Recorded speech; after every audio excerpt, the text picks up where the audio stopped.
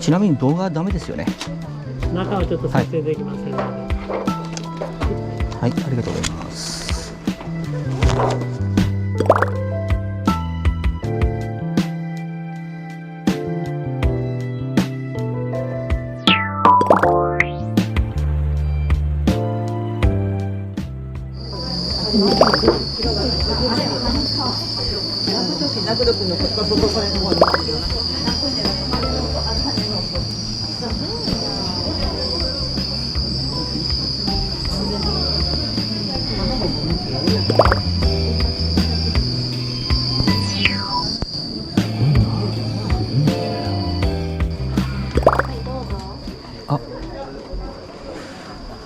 お守りを3ついただけますか。はい、900円でございます。はい、あとお札を。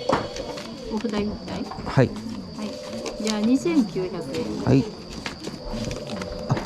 あと御朱印。御朱印はね、お庭の中にかやぶきの立ち物がございますのでね、あちらで御朱印関係をやっております。わかりました。あちらでお受けになってください。はい。